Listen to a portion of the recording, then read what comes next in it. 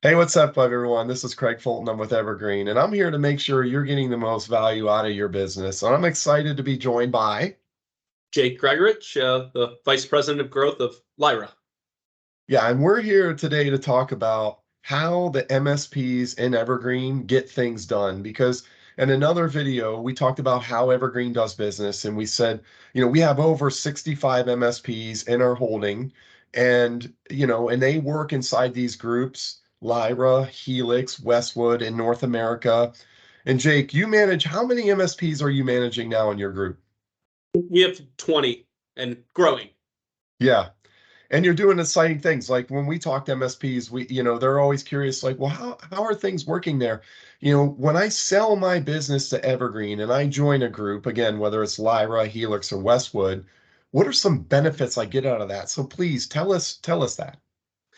Yeah, Craig, I think maybe I could share a quick story. So when we met for the first time, we were both pretty new to Evergreen. Yeah, And I've kind of thought about that conversation. And at a first principle level, what we're doing is we're keeping intact the advantages that a small businesses have and kind of getting the best of both worlds yeah, and leveraging our scale to do what only a big company can do centrally. Um, what does that actually mean, right? Our businesses have autonomy to get things done, to make yeah, local decisions. We don't make any of the decisions. So each company has a CEO. And if we do anything centrally, we have to do such a good job of selling it to our businesses and proving out that it can work that they have to opt into. So it kind of holds us accountable to yeah. have very good strategic plans. If there's anything centrally that only a big business could do, to roll it out to our companies. Yeah, and I love seeing what you're doing. And right away, when I met you, you said, "Hey, I got this marketing engine I'm driving." And I've been in the MSP community 17 years, and that is probably the number one thing businesses struggle with, right? New customer acquisition, cross-selling, upselling, whatever it might be. But let's talk about that initiative just as an example, so people can understand like what they'll get. Like, how's that project going? Yeah, yeah. So I guess if we talk about some of the things that we are doing centrally to Yeah. enable new logo sales at our companies, a few of them really jump to mind. And so the framework we use of should we do this centrally is, are our businesses bad at this and do they not like to do it? And those are Yeah. going to be great opportunities for Okay. us to provide value. And what are some of those things? Well, we can use our scale to create channel partnerships or strategic partnerships that actually are two-way, so we get leads in those engagements. We have, as a collective group, massive geographical scale.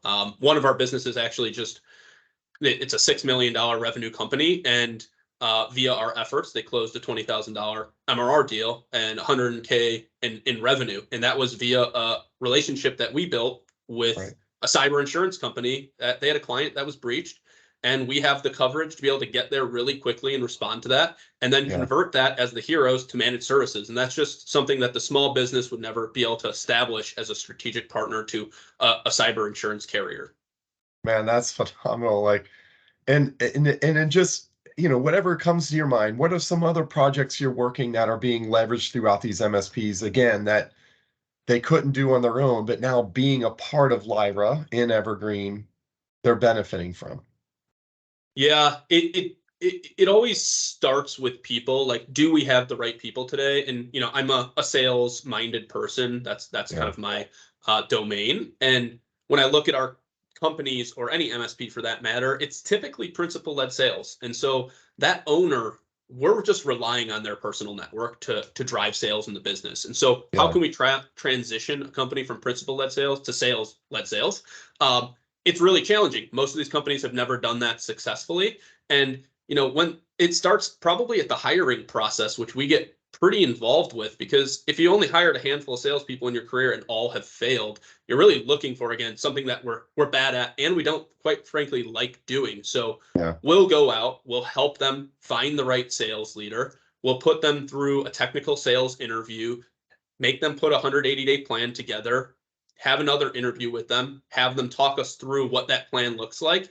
And, having done this myself in many companies, 3 businesses as a full-time employee, and then 8 companies as a consultant, and now 20 businesses as a full-time employee at Lyra, I've kind of seen and have a decent feel for what's going to work and what is going to fail pretty quickly. And Yeah. so, placing those sales leaders as in the companies that have executive presence, that can build a sales engine that's repeatable beyond the owner's network, that's critical to the health of the company, especially if the owner's going to retire. Yeah. I hadn't even thought of that. Like, I forget that you do that aspect of it too. Like, you help find talent for those businesses as well, and bring them in. And and I know you're doing other things like helping control costs within those businesses, right? Like, there's some um offshoring of labor that's helping to help scale, right? Yeah, certainly. We a part of our business model is not to go in and fire anyone in a company. Right. So as there's natural turnover, there's certainly offshoring capabilities, which we have our own employees in different places, some in remote parts of Canada, others in different continents, and kind of create that right mix as employees naturally turn over to use a lower cost of labor.